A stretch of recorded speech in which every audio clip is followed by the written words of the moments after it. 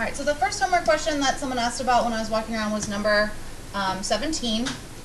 So for number 17, we are asked to solve the following equation. And if you notice, the directions do say to check the answers, so I'm going to show you guys how to do that because we were a little bit short on time the past couple days in our lessons. So for this one, again, we would insert our base of e, change to exponential form, so e to the 8th equals 2m plus 3. Then you just solve for m using inverse operations, so I would be subtracting 3 of e to the 8th minus 3 equals 2m, and then I would divide by 2. Now, a lot of students on this next test are going to lose points because they put things in the calculator wrong, even if you know what you're doing. And that may negatively impact your grade because a big part of the chapter test on Friday is multiple choice. The wrong answer might be there. Okay, so everyone make sure that you're practicing in your calculator to make sure that you know how to press the buttons. Because you are dividing multiple things by 2, you do need to group the numerator. Okay, so in my calculator, I would type in parenthesis e to the 8th, make sure you close the parenthesis after 8, minus 3, close the parenthesis, that's my numerator, and then divide by 2. And we should get this answer. Okay, which is what I had on my answer key. Now, to check this answer, remember this STO key stands for store. So you can store the answer without rounding it in for x.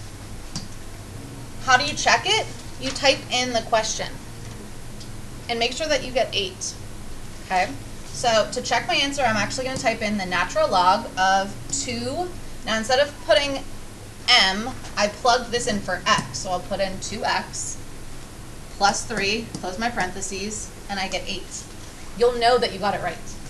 So you can check all of your answers by storing the unrounded answer in for x and then actually typing in the equation using x, and it should tell you that it equals 8. Okay, I'll show that again on the next one in case you guys want to practice that. So number 25 was the next question that I had. And I'm going to do it on here just because I don't know if I have the whole question right now. Now for this one, this was e to the x plus 1 power.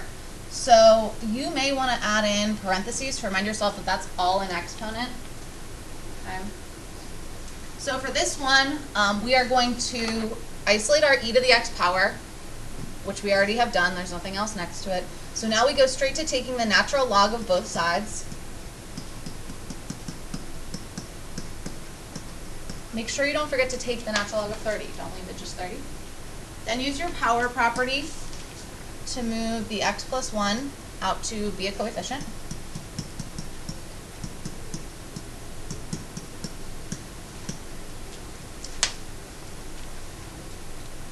And then you need to solve using inverse operations. Now, if you use the shortcut, which I told you yesterday, that the natural log of e is actually 1. So anytime you see the natural log of e, you can kind of just get rid of it and replace it with 1. You can leave it there if you want. You would undo multiplication, you'd actually divide by the natural log of e, but the easier way to do it and the less button pressing is just to get rid of that, make it 1. So now I'm left with x plus 1 times 1, which would just be x plus 1, equals the natural log 30. So to solve for x, I'm going to undo addition with subtraction of 1. So natural log of 30, and then minus 1 at the end. That goes in my calculator. Again, make sure that you close your parenthesis after you do the natural log of 30. If you don't, it's going to take the natural log of 29. So it'll subtract 1 from that. So this, subtract 1, we get our answer. And obviously we rounded this to the nearest 10,000. Again, if you want to check this one, store x, hit enter. X now has been replaced with that big long number. To check it, I'm going to type in this and make sure when I hit enter I get 30.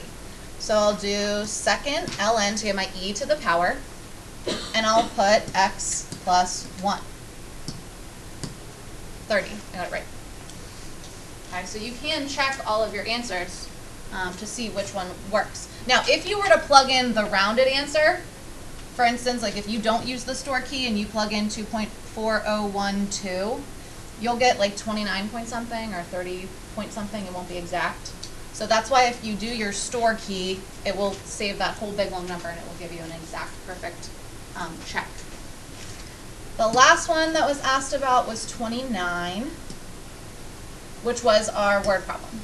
Okay, there is a word problem like this on your test, so don't have any surprises for you. I will give you the formula though, like in the word problem, I'll give you that A equals P times E to the RT formula. And I'll also define what it stands for. You'll also notice on the study guide today there are 2 more for you to practice with that. So for this one we're plugging in what we know. So it says the initial deposit of 200, so that's my P, is now worth $331. That's my A, that's our future value. Now, the big thing, which we were kind of rushed at the end of class yesterday for the closure, anytime they give you an interest rate, they give it to us a percent. In order to use a percent in a calculation, you have to change it to a decimal. And to do that, you move your decimal 2 places to the left or divide by 100. So this should be 0.084, not 8.4, or else you will get the wrong answer. And then we're asked to find out what T is. Okay, so we'll plug in our values. We have $331.07, $200 times e to the 0.084 t power. And again, you may want to add some parentheses around that. So just like we did yesterday, the first thing we have to do is we have to isolate the e to whatever power. So I would undo multiplication with division. Do not round this number. If it comes out to be 15 decimals, you have to write all of them out or just leave it in your calculator. If you round this number and then take the natural log of a rounded number, it's going to drastically round your answer. So for this one, we ended up getting 1.65535. You cannot round that to the nearest 10,000th even. You want to write everything out. Okay. Then we will take the natural log of both sides. Use our power property to move this out front. So we have the natural log of 1.65535 equals 0.084 t times the natural log of e. Again, the natural log of e is 1, so if you want to, just get rid of it, replace it with 1. You can also divide by the natural log of e if you like that. It'll work, but it does save you a couple buttons to press. So now I'm just left with this, so I undo multiplication with division. Again, that goes in our calculator, just making sure we close our parenthesis after our natural log.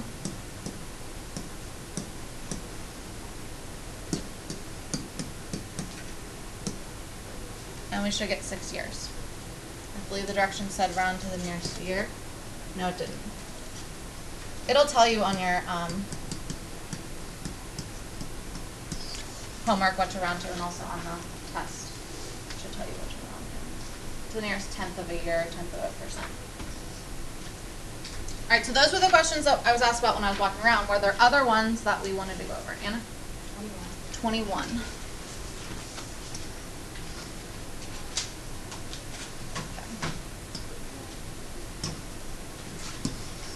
So again, for 21, since it starts out as a natural log, we will first insert our base e, change to exponential form. So this would become e, and realize that they're taking the natural log of both of those numbers. They don't have to put parentheses unless there's a plus or a minus. So that's why they don't have them there. So this would be e to the 3rd power equals 4 r squared. We're solving for r, so I'd undo multiplication with division.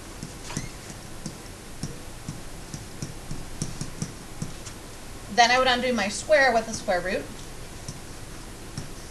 Okay, now in the past we were only taking the positive, and that was because the original problem had just a regular r in it. This one has an r squared, so we can include a plus or minus, because when we take it and plug it back in and square it, it would become positive, and we can take the natural log of a positive number. So in our calculator, we'll type this whole thing in. So square root of e to the 3rd. Again, make sure you close the parenthesis after 3. and then divide by 4. And if you want, you could close the parenthesis, which is your square root, and hit enter. And then that gets us our answer, which is our 2.2408. And then I included the plus or minus. If you forget the plus or minus, I'm probably not even going to mark off because we didn't go over many of them in class. Technically, since you will square that number before taking the natural log, you could have one or the other. Other ones? Jada?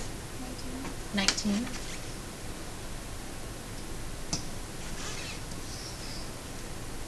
Okay, so for number 19, we did need to isolate our natural log first. Okay, so just like yesterday we saw when we had to subtract and we had to divide, this one you just had to subtract your 1.1 first, because this is a positive 1.1.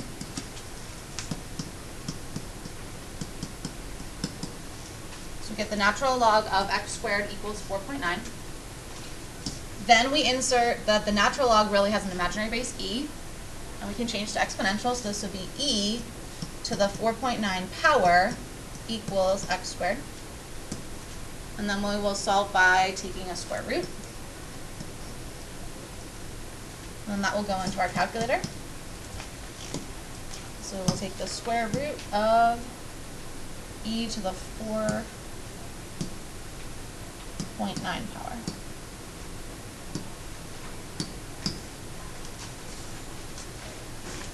And we'll get 11.588.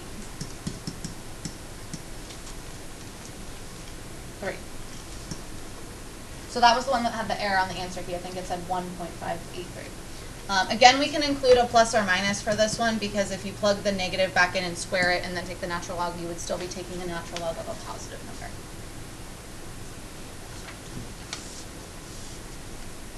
So the only time you're adding the plus or minus is if there was an x squared in the original question, not that you changed it to be an x squared anyway. Other ones?